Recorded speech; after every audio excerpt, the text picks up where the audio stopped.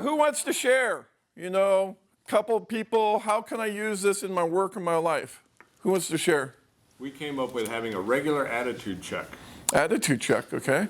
Does that involve a fire and a beer at night, or is that just talking? Setting an alarm or just Yeah, okay. randomly, what's my attitude like? Yep. Do I have a positive attitude? Yep, great. Other?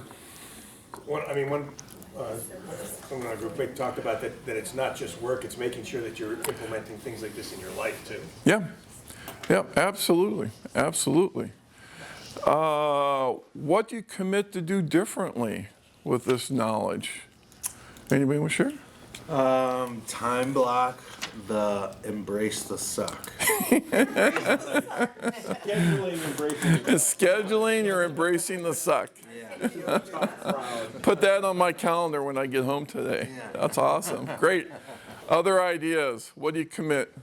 Anybody else want to share? He's raising his hand, pointing to. Oh, I'm sorry. Just embracing that we all can see how important that attitude is, even if we personally weren't seeing it before. Embrace that, hey, that is huge, and Yep. we need to encourage it and talk ourselves into it. Yeah, I mean, the attitude is huge. It has an impact on you and the way that you look at your day, your life, or whatever, but it also has an impact on the people around you. I'll share with you a story. A few years ago, I was in a job transition, and it ended up being a quite long job transition. It was over a year-long time frame. And I was talking with a couple people, and one of the people says, Shawn, you've been doing this for the year. How is it that you have such a good attitude? And I said to the person, I said, well, I look at it and I say, you know, I have a choice every morning when I get up. I can get up and I can feel bad that I lost my job, I don't have any work, I don't have any interviews this week, my life sucks. Or I can get up in the morning and I can think, you know what? I get to meet 3 new people today during my networking. I get to learn about 3 different businesses that I've never talked to before. Isn't that cool? And I said to the person, I said, that's my attitude. I make a choice, and we can make a choice on what our attitude is going to be. And that choice can have a reflection on ourselves and the people around us as well. So just understand that it has a huge impact on yourself, but also the people around you. I would say I have a tendency sometimes when I get really overwhelmed, and because I stir myself up, and then I stop and I turn that into gratitude and say, oh my God, thank God my business is so busy. You know what I mean? Instead of getting all overwhelmed, like turn it into gratitude. And the other thing we were talking about is hiring, because she owns a company, and Michelle here, and we were talking about even hiring on attitude, how that can go like really far, because that's something I did for many years. Yeah, I'll share another story. Recently, I had a woman that used to work for me who was laid off from her previous employer, and she was going through a interview session, and I was one of her references. And the job that she was interviewing for was something that she had never done before. She really didn't have the skills to do it. And so when I was talking to the hiring manager, he said, you know, what about this person do you like that you think that they're going to be good at? And I said, their attitude. I said, she is going to be able to figure out this job. Even though she hasn't done it before, I said, I've given her stuff in the past, and she's always figured it out. She has a great attitude about work. And he's like, you know, I'm really glad that you said that, because when he looked at his hiring, he's like, I can't teach attitude. He said, so I hire on attitude. He says, I can teach them the other skills. So just another real life scenario. All right, we're going to move into our kind of next topic. It's called the 3 I's in business. So the whole concept around the 3 I's is, you know, we're really, really busy in our day-to-day lives. And so we're always trying to figure out how to get better, how to be more efficient with our time, and spend our time on the things that matter the most. So we've all got way too much to do. I mean, how many of you, here it is, 10 after 9, have been looking at our watch already? I know Kim tells us, put your phones down, and I don't think I see any phones out. Oh, there's one busted, right there. Busted it for the phone. Two out. Your thing on success, he has an interview today, so thank you. Okay. 85% success. She's make me feel bad for calling her out. Okay. All right. So, I mean, we all got stuff going on. Phones, are a great invention, but they're also the worst invention because we're always looking at them and we're always trying to say, geez, what do I have to do next? A lot of times in business, we spend too much of our time in the weeds, working on the minutia of the business versus working on really what we are hired to do. And so today we're going to spend a little more time kind of talking about where is your role within the business and where should you be spending your time in the business. So the big question comes back to, well, what if I stopped doing it? What if I stopped doing some of that other stuff? What would happen? Oh my God, the world would stop turning, wouldn't it? Yeah, the business is going to fall apart because, I didn't answer that one email. I had 60 of them, but there's one of them I didn't answer, so the business was going to fall apart. Well, at the end of the day, we find out that, we have resources that we can use. And those resources can be other people within your organization. They can be consultants that can help you. They can be part-time people that can help you.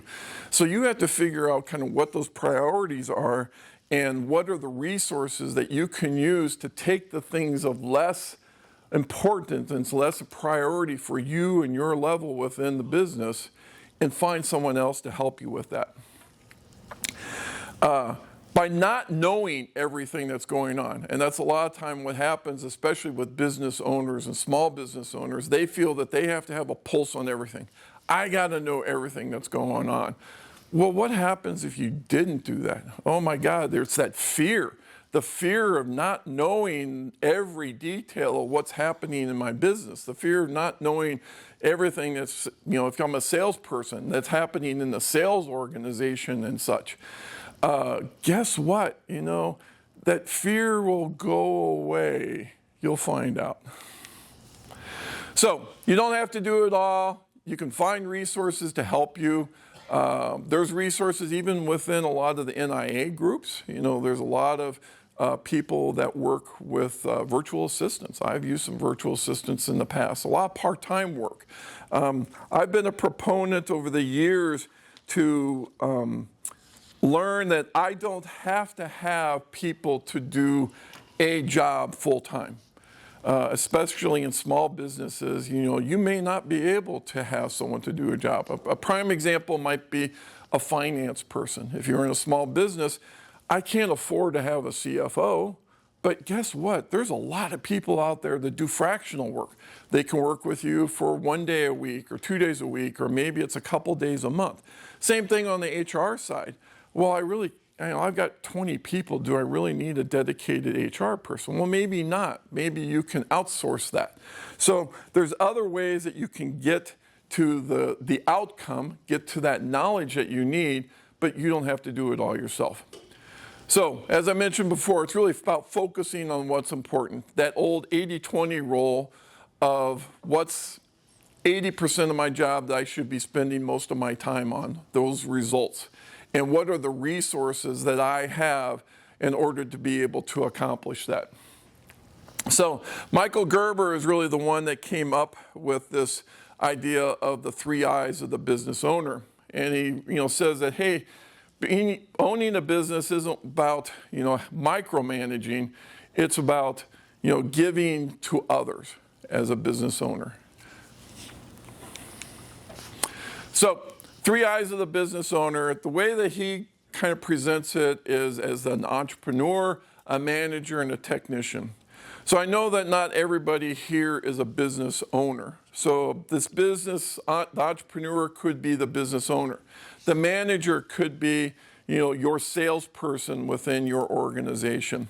And the technician may be, that person that's really kind of doing the day-to-day work. Maybe it's the bookkeeper, or if you're in a manufacturing company, it's an assembly person or a warehouse person, or someone that's sending out, your mailings and things like that. That's the person that's, really getting direction from someone else that's really doing the grunt work of the business. So kind of think of that, even though these terms are used, where do you fit within the organization of the 3 I's? So for the next few slides, I want you to kind of use this analogy. Think of ourselves as owning a business, and we are sitting on our beach, and the future of our business is this island out there. How are we going to get there? What's our focus? What's our vision that's going to get there in, say, 2 years or 3 years or 5 years? If we look at the entrepreneur and that scenario, the entrepreneur, the business owner, they're the person that's going to be looking out at the front of the boat, looking at where the island is and trying to figure out the path to take the boat to get to that island.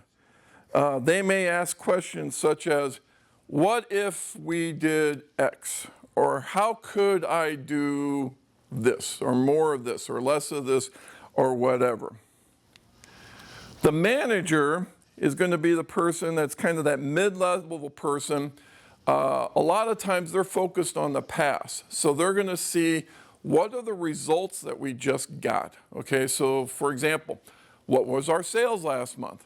Well, how can I get more sales in the coming month? What do I need to do differently? So in the boat analogy, the manager is the one that's really kind of looking back. They're seeing where you have been in the past and trying to figure out, what do I need to do to change the course maybe in order to get to that island in a better way in the future.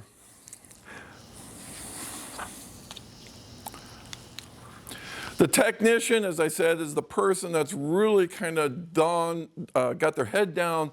They're involved in the details of the business. They're not necessarily the one that's going to be providing the vision of the business, but in our boat analogy, they're the people that are rowing the boat, and there's no PJ Fleck analogy associated with that, but they're really doing the grunt work. So it's a very important activity for that technician to be able to do, but not necessarily the one that's going to be providing the direction for the business going forward. So once again, if we look at our boat analogy, that entrepreneur, that business owner is sitting at the front of the boat and providing guidance and looking towards the future. The manager is probably sitting in the back of the boat, looking how they got there, making suggestions on what we might be able to do differently to get us there quicker, more efficiently. And then the technician is the one that's going to be rowing the boat in the middle. So, next activity, get with your partner again. We got 5 minutes, and answer this question. Where do I currently spend most of my time in my business? So, if I'm the manager, am I spending most of my time kind of doing those manager duties, or am I doing technician duties? If I'm the owner of the business, am I spending most of my time thinking about the going forward of the business, the vision of the business, how I'm going to get there, the strategy, or am I spending time, worrying about, oh, this piece of equipment broke today and I need to go out and fix it? I've had that happen with business owners I've worked with. So 5 minutes, talk with your partner, answer this question. Where are you today?